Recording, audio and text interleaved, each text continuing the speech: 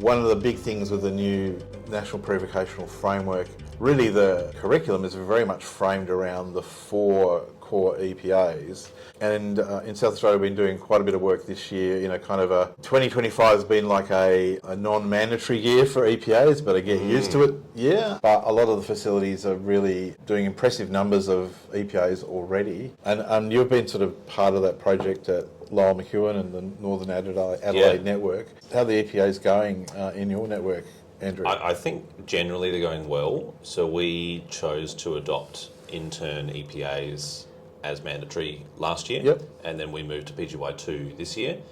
So I thought, I must have misinterpreted the dates. I thought everyone else was starting interns this year, and then learned that actually it's been pushed back by a year. And there's a number of factors with that. I think there's been some rolling challenges. So from our perspective, I think it has value added to the trainee experience because it is structuring and mandating feedback and assessment.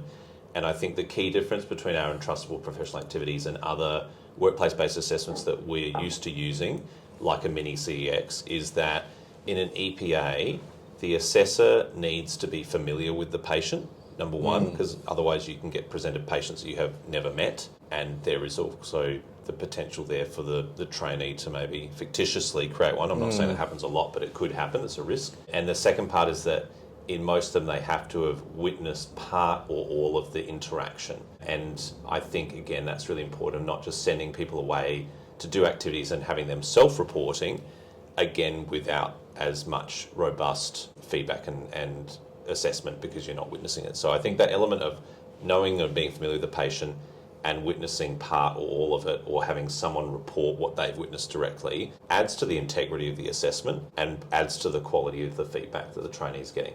So, big fan of EPAs for one. We had an EPA training that we've done it in person, and we've got an online version which we've made available to others. And part of that is a calibration, so you can put in your entrustability rating of 1, 2 or 3, and then you can compare what other people from other places have also rated and kind of get an idea of going, there's not necessarily one objective answer, but an idea of going, am I being a bit more conservative from my perspective, or am I being a bit more liberal from my perspective? Sorry, is that based around watching a video of a trainee? Correct. So the ones that we've created, some of them involve actually witnessing, like, for example, there's a handover example. So you actually see the trainee perform a handover during huddle, and then you see the feedback delivered afterwards. And some of the others, like the prescribing one, there's a debrief of the prescription that's been done with the pharmacist there and the feedback that's occurring. I think the ratings, the calibration part's important. I think the particularly valuable part is when you do it in person or in small groups and you discuss.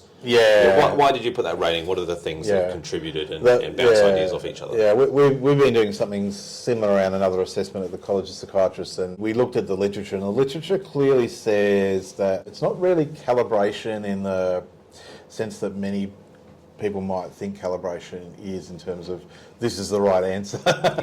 The calibration is really about developing what they call a shared understanding of the performance. So it's about having that peer-to-peer discussion about what you've seen, why you feel that was good or not so good, and what could be improved, and then this kind of wisdom of the crowd in terms of saying where we think this person's lies, but also accepting that some people might be a little bit.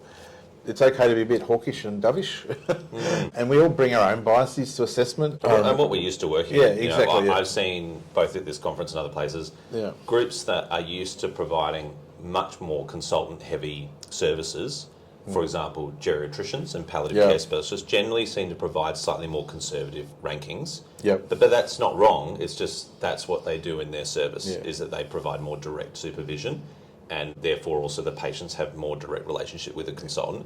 In another context like emergency, like critical care or surgery, the model of service is different. The consultants have a lot higher demands to be in multiple places and to do more procedural heavy work, and so they are used to working in a model where their juniors are in indirect or more distant supervision, and so they're more likely to be more liberal with their rankings, and neither one is wrong or right, and within the specific context will be fair. I remember doing a training session, let's call it, for the AMC WBA system many years ago, and there was a range of specialists in the room, and we watched a video of a trainee interviewing a patient, and it was quite interesting because the psychiatrists and the general physicians felt that the trainee should have asked more questions. Yes. And the emergency physicians and some of the surgeons and the intensivists felt they asked too many questions. Yeah. So there's an example of bias. Who's right, who's wrong? Yeah. Both and neither. Just as a reminder, so there are 4 EPAs for both interns and PGY2s, and they are clinical assessment, recognition and care of the acutely unwell patient.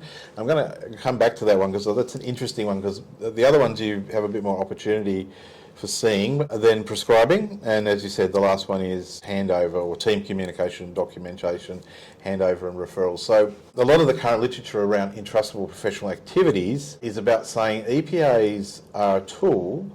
They are not the entire curriculum. They're not the entire competency framework that you might have in place for whatever training program you've got there. They are meant to be core skills, or actually sets of core skills the doctor does on a daily or weekly, if not daily basis. And I think it would be hard to argue that these tasks are not daily tasks, other than, again, maybe the acutely unwell patient. But obviously, many interns and definitely PGY2s will come across a lot of them, and I guess the trade-off is also that's an important capability for someone to get out of the prevocational space with. So, and I also think even that the unwell patient, the deteriorating patient, is not just that they have a low blood pressure or high heart rate. They could be mentally in a crisis, and that's a mental deterioration. And so a code black situation for behavioural disturbance, or someone turning up to ED with a mental health crisis, is also a deterioration of sorts. That can be assessed. And so, because we've had the feedback going, we won't really do EPA 2 when we do our mental health. No, it just looks different in that context, and the management is very different. Well, exactly. I mean, but the urgency is the same. Imagine you're the intern on the mental health unit and you're asked to prescribe some diazepam for a patient because they're becoming agitated. Yeah, that is an acutely deteriorating patient, essentially. And they need probably don't just need, well, they may or may not need some diazepam, but they definitely will need a review to work out why it is that their current management plan is not working for them, essentially. Exactly. So it sounds like people were a bit circumspect about that particular EPA, but they're finding that actually it's not that difficult to find experiences. Is that what you're finding in? Yeah, we haven't found that challenge. I think certain EPAs align well with certain rotations.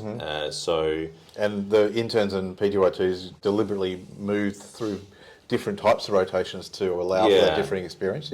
So a deteriorating patient, obviously, in any rotation that you're doing cover shifts or night shifts and even some ED, it's pretty common.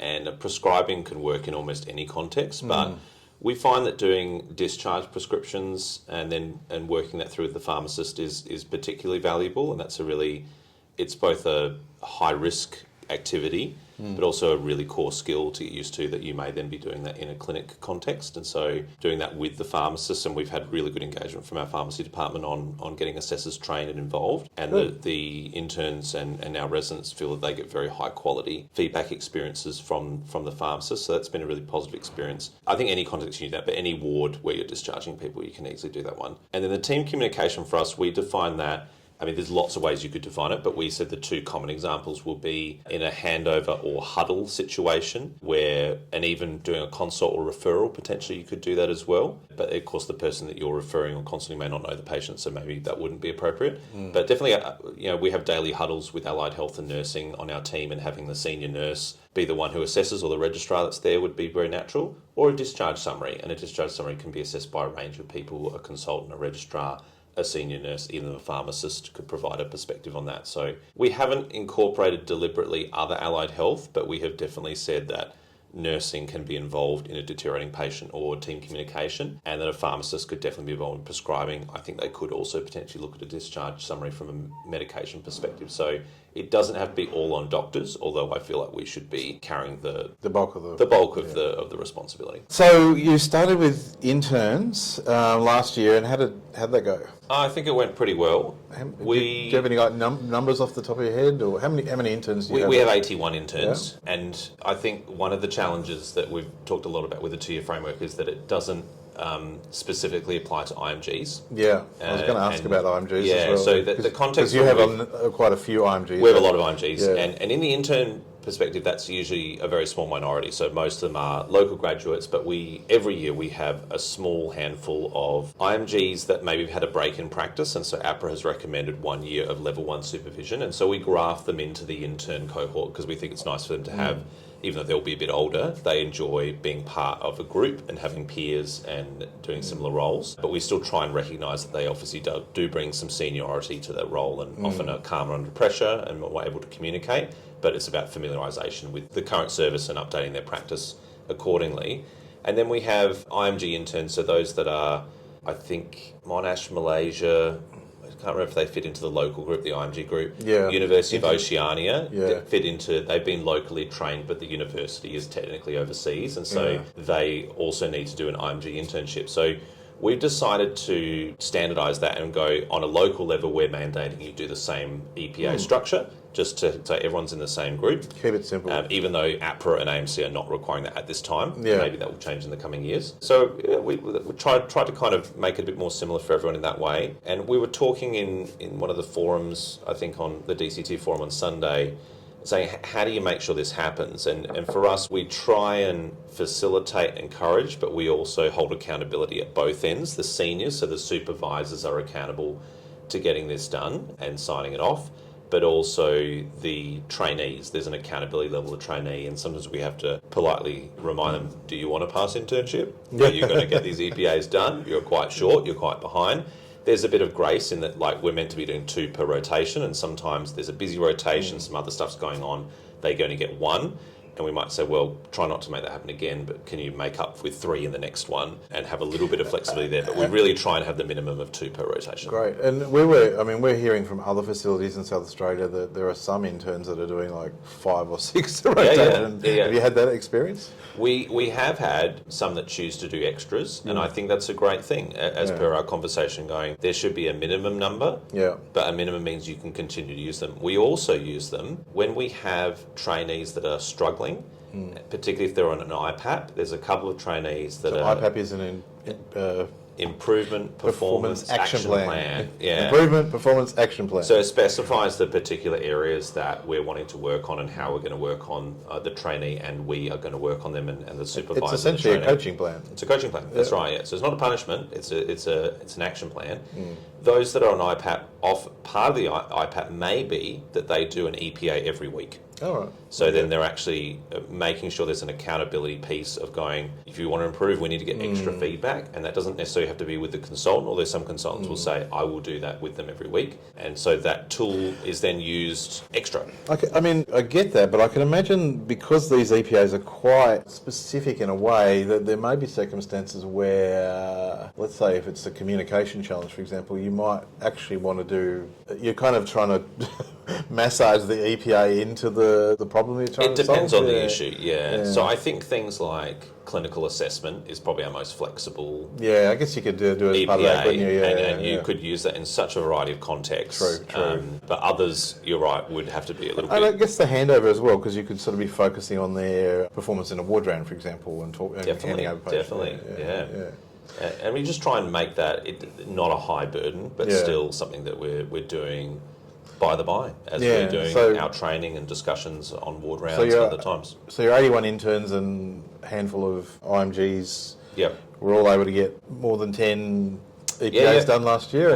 I think we managed to, pretty much everyone was able to get them, with a few catch-up EPAs in the final term to balance out the numbers. And the supervisors, did you have much pushback on that, or how did you... I think it was a little bit initially, but I think because we were very proactive with saying it's coming, it's just going to be interns from next year, proactive with recruiting our pharmacy colleagues and nursing as well, making the training readily available. Not all of our EPA assessors are trained and calibrated. Pretty much all of our pharmacy ones are, but the uptake, we haven't mandated, we've just strongly encouraged it because I don't think it could be an inhibitory requirement if we push it too hard too early. But I think we managed all right. Great, excellent. And so when you did your assessment review panels last year, or panel, yes, you used the EPA data as part of that? We've used the EPA data data in terms of, I think just in terms of numbers and type. Yep. We didn't look at specifically the entrustability ratings there. Okay, yeah. But I wasn't on the ARP, so I could be wrong. I'm happy to be corrected. Yeah, we might, if Andrew might find out some more info, we can put a little box here Just somewhere. but he's wrong. So normally with your assessment review panel, 98% of your whatever's, there's been no issues with them probably since term 2. Yeah. And then you've got like 1 or 2 that people have been worried about through the year, and you may then go and look at the EPA information and sort of see. Yeah. And what you can do with that is look at it by term, and hopefully what you're seeing is improvement. Yes, And indeed. that sort of helps to, again, have a more evidence-based approach to signing people being up. informed. Yeah. More data is a good thing. And so PGY2 is this year? PGY2s we did this year. Yeah. That's an interesting group because most of our people in our, what we call our general training pool, Yeah. or TMO pool, we call it in our particular network, a lot of them are much more senior and a lot of them are IMGs, so about 85% of our TMOs are IMGs. So they can use them as a workplace-based tool, but it's not part of anything that's mandated for Unless they're on the WBA program. Yeah, and then there's a different set there as well. Yeah. And then there would be, again, another bunch of people that from PGY2 move into physician training and other areas. And so depending on the area they're in, like if they join the Prevocational Psychiatry, the TAP program we call it, they still are subject to that, but I'm not running them, the TAP program's running them.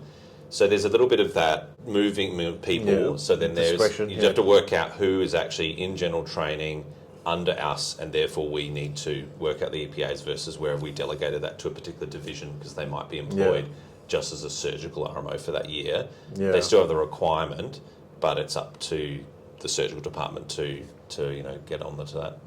What have you been seeing? Have they still been doing them, or I think so. Yeah. I don't have the data off the top of my head. So that's fine. Yeah, I think that's probably the worry has always been that with internship you have to do all the things that you need to do to get your general registration, including the 10 EPAs and signed off by the ARCP, Assessment Review Competency Panel. PGY2 has been a little bit greyer in the sense that, yes, there is this concept of a certificate of completion that's being provided, which apparently is going to be produced at the end of this year, but there's not really the kind of that real... There's no teeth to it. Stick or, I would say. Or carrot to... So there are some people that could choose to say, well, at the moment... no college is interested in seeing this certificate, and it doesn't mean anything to my job prospects, and so I don't feel that I want to put the time in to make this happen. And at the moment, I'd say, well, that's an informed and fair choice. Yeah. But most of our PGY2s are going, we're all doing it. There's value in the feedback. There's not too much extra effort. I'll do it. Yeah. Lessons learned. What tips would you have for other programs that maybe got a new DCT, for example, coming in, and asked to sort of help facilitate the EPA program? What would you say are your top lessons you've learned and things you'd recommend and things you wouldn't do? So probably number one would be socialising the idea early and making sure going to where people are is a big principle I use. So we went to grand rounds and departmental meetings as well as emails for online training to make it really easy and accessible. And one of the important parts is it's not me versus them. This is now a national requirement. So we're going, we like having interns, you like having interns in your department. How can we keep enjoying having interns in our department by fulfilling the requirements, but also not just ticking boxes, but trying to sell this as a quality part of their training and learning experience. And there are many people who naturally jump on board, and there'll be people at the other end of the spectrum who naturally are not very keen on extra work, and recognising it is extra work, but it doesn't have to be a big lot of extra work, and a combination of accountability by our supervisors and teams and accountability by the juniors to actually initiate these. So I don't think it's a common experience that trainees are initiating and requesting EPAs and being denied. I think it's often that it just gets forgotten in the day-to-day busyness of work, and it's therefore we go, well, it's your requirement because you want to pass internship. We'd like you to pass as well, but if you stick around for an extra rotation or not, it's not a big deal.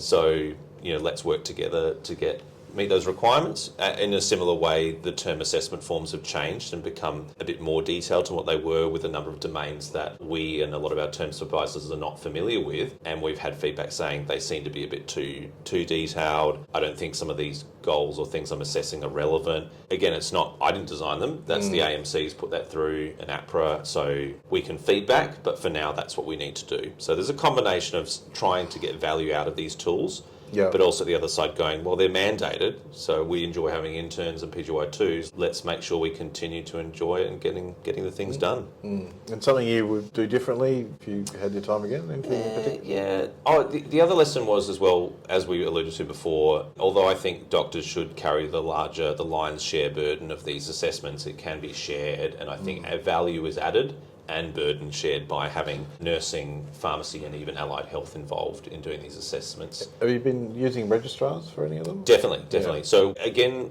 when the AMC sets certain things, there are slight grey zones. So it doesn't specify exactly the minimum.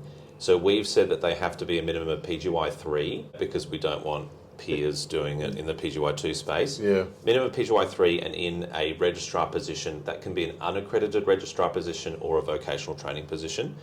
I think generally it's those that are in physician training or surgical training and psychiatry and ED that are doing them. And we've also said for nurses that they need to be an RN1 at 6 years experience minimum or RN2 or greater. Okay. So we tried to quality control a little bit the assessing seniority to avoid conflicts of interest and ensure a level of maturity. Yeah, I mean, there's definitely value with near-to-peer assessment. I think a number of reasons for it, but one is that the near-peer actually understands what the standard is a lot better than someone who's... Oh, I completely agree. Yeah, big advocate of that. Yeah. Cool. All right, so thanks for that, Andrew. Thank you. It's been very informative, and I hope you enjoy the rest of the conference. You too. And we encourage you, if you're interested in education, particularly in the hospital and pre-vocational space, come and join next year's conference, which I think is in Hobart. Hobart. Yeah, it's a really nice community of practice, and every year I come away with some ideas to try in my own network and with my own juniors and colleagues. Sounds good. All right. Cheers, everyone.